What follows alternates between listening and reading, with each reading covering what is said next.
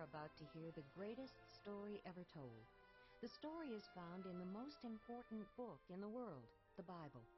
You will find your place in its pages, your past and your future, because the Creator of the universe wanted us to know Him.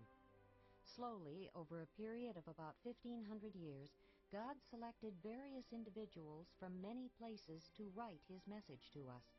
Today we have what God has chosen to reveal to us in a collection of 66 books called the Bible. The Bible explains that God guided the writers so that they recorded in their own words what He wanted them to say and write. In those sacred writings, God lovingly made two major promises to ensure we could come to know Him. Today, those promises are called the Old Testament and the New Testament, or the Old and New Covenants. Do not be overwhelmed by the length of the story. Slowly, prayerfully, and openly, listen for what He is revealing about people like us and about Himself. He is pursuing us through the people and events of the Bible's story, and He never spoke more clearly than when He sent His Son Jesus.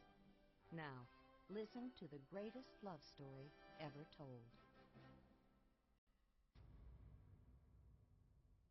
Introduction to the Old Testament. The 39 books of the Old Testament story begin by telling us about the creation of our universe and of the human race. These writings continue with God selecting a people, one nation, Israel. And He chooses Israel not because the people were special, but that they would become special because they would know Him. And so He makes a covenant promise with this people for the sake of all people of all time.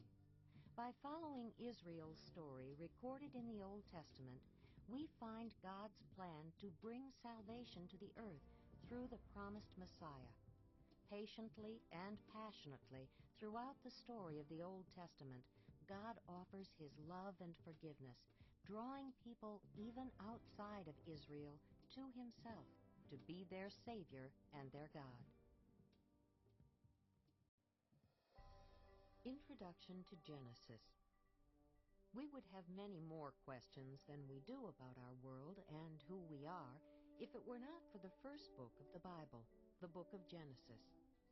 The title, Genesis, means beginnings, and the opening words to this, the greatest story ever told, tell us that in the beginning God created all things.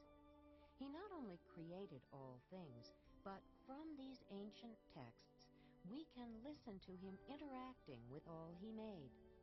Genesis records many beginnings: the beginning of the world, of family, of sin and evil, of languages, and of the nations.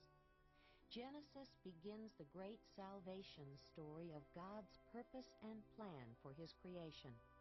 Notice how God chooses one man named Abraham to become one chosen nation, Israel, that would be a light of salvation for all peoples.